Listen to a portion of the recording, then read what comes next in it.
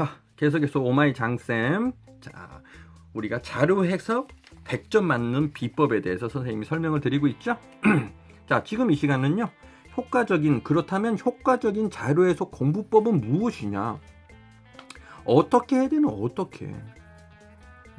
선생님이 강조하시는 부분에서 시험에 나오는 기출 유형이라든지 정의에 대해서는 다 알았습니다. 현실 태도 어떻게 되는지 알겠어요. 어려워요. 못 풀겠어요. 어떻게 그럼 공부해야 되느냐? 효과적인 방법. 그죠? 효과적인 공부법에 대해서 지금부터 선생님하고 같이 한번 싹 검토를 한번 해보겠습니다. 어떻게 하면 수학 잘하느냐? 딱 핵심만 얘기했을 때. 자, 한 개 교재로만 공부하지 마시고 여러 교재를 단계적으로 활용하는 게 중요합니다. 서점 가보면요, 여러분, 한 권만 풀면은 뭐 다 해결된다는 식으로 이런 교재들 많이 나와 있어요. 그 말 믿지 마십시오, 여러분. 그거 문제 한 권만 달랑 풀고 가서는요, 다음 시험장에 또 나가야 되고 몇 번씩 부사관 시험 봐도 힘듭니다. 자, 그래서 이론 위주의 기본 교재가 첫 번째 유형이 되겠습니다. 교재 사보면 두꺼운 교재들 있죠, 여러분? 앞에 이론 가득 들어가 있고, 이게 문제집인지 그냥 뭐 이론만 가득 들어가 있는지 헷갈릴 정도 이론 위주로 돼 있는 기본 교재가 있어요. 그게 바로 우리가 처음으로 초보자들이 볼 수 있는 초보 교재죠. 요것을 가지고 공부를 하셔야 됩니다. 그래서 이 이론 부분에 있어서 이론에 대한, 즉 이론이나 개념이나 공식이나 이런 부분에 대해서 여러분, 이 무장이 철저하게 돼 있어요. 무장이 철저하게. 무장이라는 뭐야? 내 거가 다 돼 있어야 돼요. 그죠? 그래서 상대도수 공식 뭐예요? 뭐 툭 나올 정도로. 그죠? 상총도입니다. 바로 농도 구하는 그 공식 뭐예요? 농물수 100마리입니다. 탁탁탁탁 나와줘야 돼요. 시계 구하는 공식 뭐예요? 30도, 0.5도, 6도 곱하는 겁니다. 탁탁탁탁 나와줄 정도로 무장이 뭐에 이론과 개념과 공식 무장이 철저하게 돼 있어야지 우리가 문제를 해결해 나갈 수 있는 그게 밑거름이 되고 발판이 되는 겁니다, 여러분. 아시겠죠?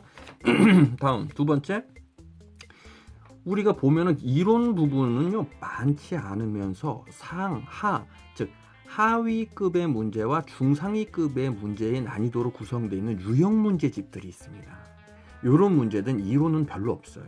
이런 문제집을 통해서 많은 수의 문제를 다뤄봐야 된다.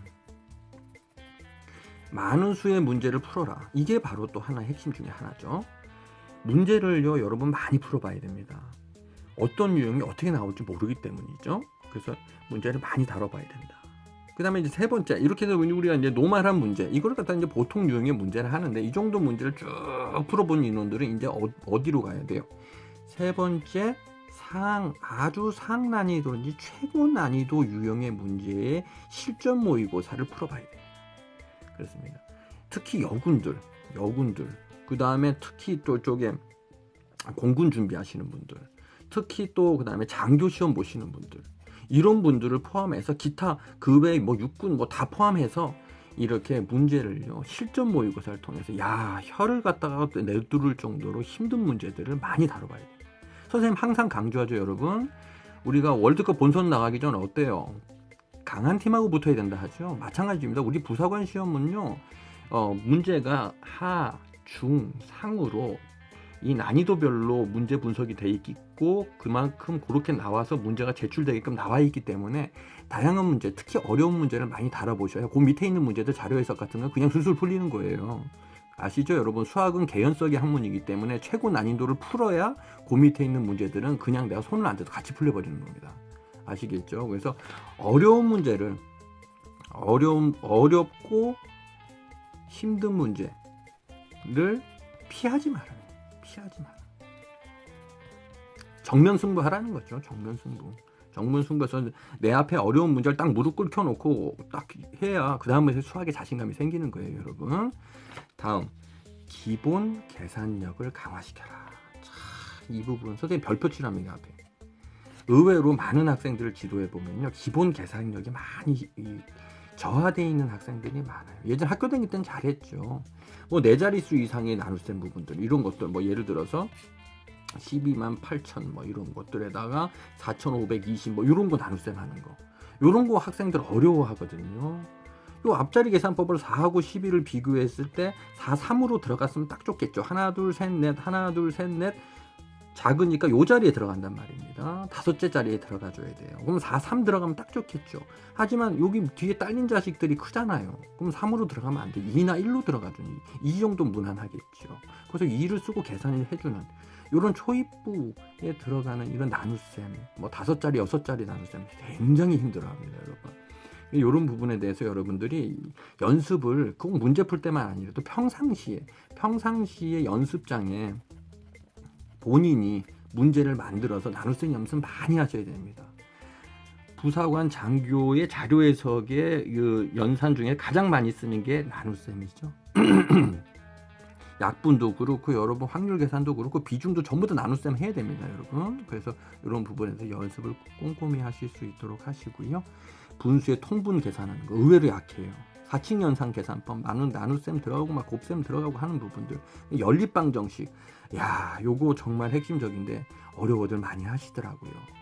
그렇습니다. 가감법, 그죠? 대입법 이용해서 푸는 거, 그 다음에 비율, 확률. 요즘에 비율, 확률, 증감률, 요거 정말 시험에 자주 출구도. 요런 것들. 비율 문제가 전체 문제의 한 3분의 1을 차지할 정도로 계속 문제 계산하게끔 유도합니다. 왜? 그래야 시간을 끌게끔 유도하는 거죠. 여러분이 이제 입장을 바꿔서 생각해 보실 때 문제를 기출해내는 연구진들이다. 그러면 어떻게 여러분들 그 20문제를 25분에 풀게끔 하는데 그렇게 못 풀게끔 계속 방해를 하겠죠. 그래야 이런 부분에 비율 확률 계산이 들어가 줘야 저거 계산하다가 1분 훌딱 넘어가거든요. 그렇게 되기 때문에 이런 문제들이 집중적으로 나오는 것은 어떻게 보면 당연한 사항이다 이렇게 보시면 되겠습니다. 거기에 맞춰서 준비해야 되겠죠. 자, 그 다음에 선생님이 항상 강조하는 거, 너무 이론 부분에만 얽매이지 말라는 겁니다. 어떤 학생은 공부를 지도했는데 2달 동안 뭘 보고 있어? 앞에 이론, 교재 앞에 이론만 보고 있는 거예요. 이거 그렇다고 해서 실제 문제 풀 수 있냐? 안 됩니다, 여러분. 수학도 그렇고 낚시도 그렇고 사냥도 그렇고 이건 현장에 나가서 직접 해보고 문제와 부딪혀 봐야지만 풀 수 있는 부분이지 맨날 책만 본다고 낚시가 됩니까, 여러분? 사냥이 돼요? 안 되는 거예요. 그렇습니다. 그래서 교재 앞쪽에 이론 부분에 시간을 너무 오래 보내지 말고 시험에 나올 내용만 집중해서 암기하고 공부하라 이렇게. 그렇죠? 이런 부분에 대해서 우리가 너무 시간을 갖다가 끌지 않도록 하세요. 이론은 한번 쭉 읽어보면 됩니다. 핵심적인 부분을 갖다가 그냥 공식 같은 거 외우고 바로 문제로 들어가야죠. 실전의 문제의 답을 찾아내는 그런 실전적인 공부법을 여러분 진행하셔야 되겠습니다. 자, 그 다음에 표와 그래프 등 순수한 자료 해석 문제에 중점을 두고 공부하라. 그렇죠. 순수한 자료 해석 문제. 앞에서 선생님도 설명했지만 표와 그래프 이것을 갖다가 해결할 수 있는 게 원래 오리지널 자료 해석이에요. 그래서 그런 부분에 아까 선생님도 누차 강조하지만 비중이 높다, 출제될 확률이 높다 이렇게 생각하시고 공부를 하시기 바라겠습니다. 자, 그 다음에 선생님이 말씀드리고 싶은 핵심 부분 나오네요.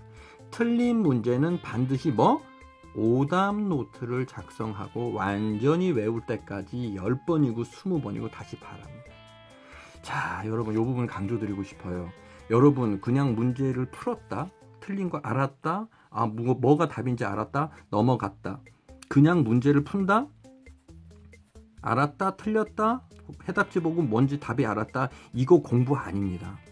이거 공부 아니에요.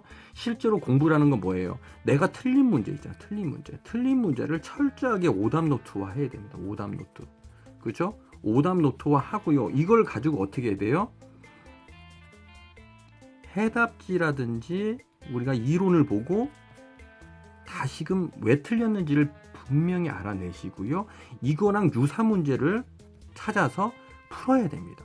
풀고 같은 틀린 문제를 10번 정도 본다고, 10번 정도 되풀어 본다고 생각하셔야지